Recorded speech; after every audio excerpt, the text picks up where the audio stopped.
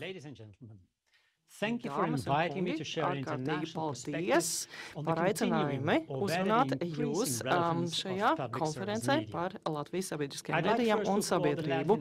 Pirmkārt vēlētos pateikties un sveikt SEPUL un arī Sabiedrisko elektronisko plašsaziņas līdzekļu padomes priekšsēdi Jāni Siksni par šādas konferences organizēšanu un noturēšanu, kas ir lieliska platforma un vieta un iespēja mums pārunāt, kāds ir sabiedrisko mēdīju loma un spēks.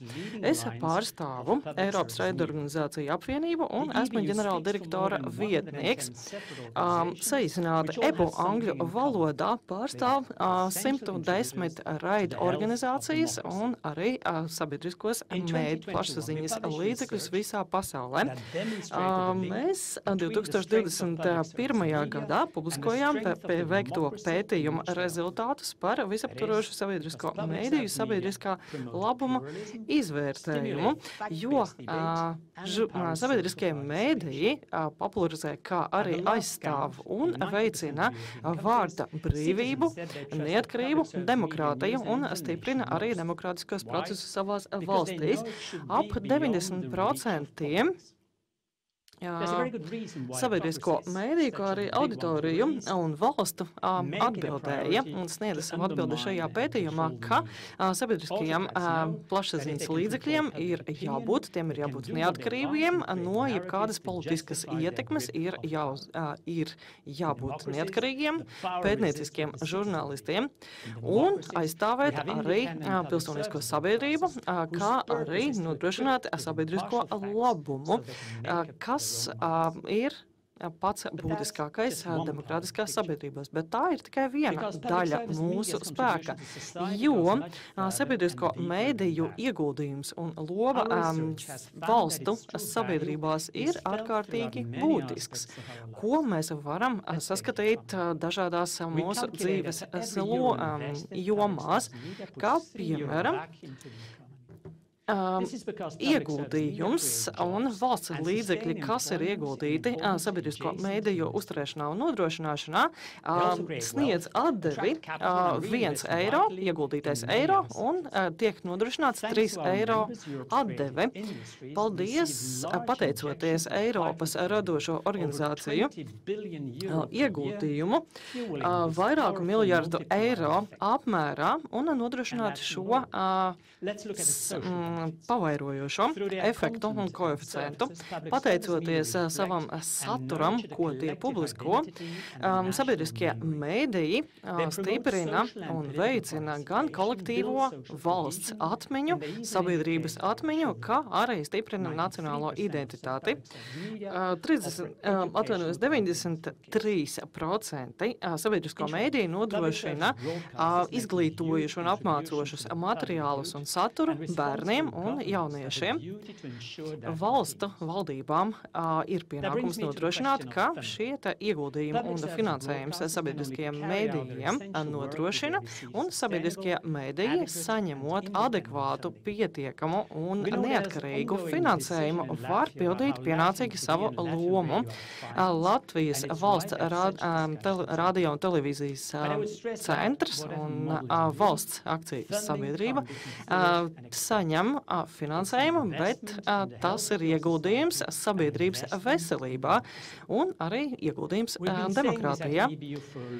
Mēs jau daudzus gadus Eiropas raidorganizācija apvienības vārdā un mūsu pārstāvēto biedru vārdā to jau esam stiprinājuši un arī popularizējuši, ņemot vērā arī dažādus ģeopolitiskos apstākļus un turbulenci un mainību, kas pastāv, jo sevišķi, piemēram, Krievijas agresīvais uzbrukums Ukrainai un daudzi citas pasaules mēroga satricinājumi, ir liecinājums un liecība tam, ka sabiedriskajiem mēdījiem ir ārkārtīgi liela loma. Tādēļ arī šim te ieguldījumam un finansējumam no sabiedrības puses ir jābūt sabiedriskajos mēdījos. lai ienākumu plūsma būtu ilgspējīga, nemainīga, pietiekama, sagaidāma un prognozējama. Sabiedriskiem medijiem arī ir jācenšas pārņemt savā darbā jauninājumus, inovācijas, lai piesaistītu gan savas valsts auditoriju, gan arī valsts piedarīgos arī citviet pasaulē. Izglītojošs saturs, izklaides labad arī saturs un dažāds saturs un programmas, protams, nevar tik nodrošināts augstā kvalitātei, labā kvalitātei par pliku velti. Piemēram, ārkārtīgi plašs, augstvērtīgs saturs tiek nodrošināts Latvijas radio un Latvijas televīzijā, Latvijas sabiedrībai, bet 0,61% no IKP ir vairākās citās valstīs, savukārt Latvijā tas sastāv tikai 0,10% no Bulgārija, Igaunija, Islande daudz vairāk iegulda tieši sabiedriskajos mēdījos. Savukārt Latvijas raidorganizācijām nav finansējuma un savu ieņēmumu, lai varētu ieguldīt savus ienākumus, ne valsts finansējumu, augstvērtīga satura veidošanā un gados jaunākas auditorijas sasniegšanā un ieinteresēšanā. Tādēļ nepieciešams turpināt digitālo transformāciju. Protams, finansiāla neskaidrība, kā arī augsts inflācijas rādītājs rada riskus sabiedriskajiem mēdījiem Latvijā. Un arī, piemēram, tieši vai netieši 3 eiro mēnesī no katra iedzīvotāja vai nodokļu maksātāja iemaksātajiem nodokļiem nav liels ieguldījums sabiedriskajos mēdījos, bet 77% mūsu biedru, mūsu apvienības biedru finansējums nāk tieši no publiskā sektora, no valsts budžeta līdzekļiem.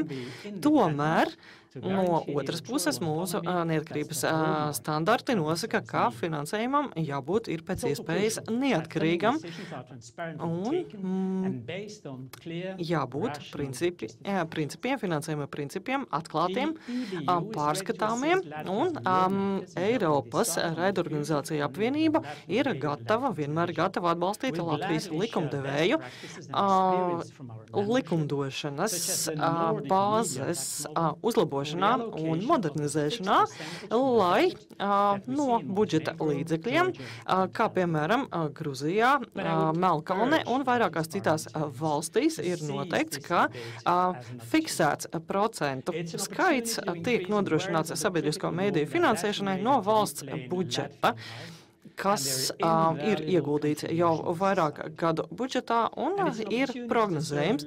Tā ir iespēja kalpot Latvijas sabiedrības interesēm un sabiedriskajam labumam plašākā un labākā kvalitātē. Lielas paldies un novēlu jums pateikamu konferenci.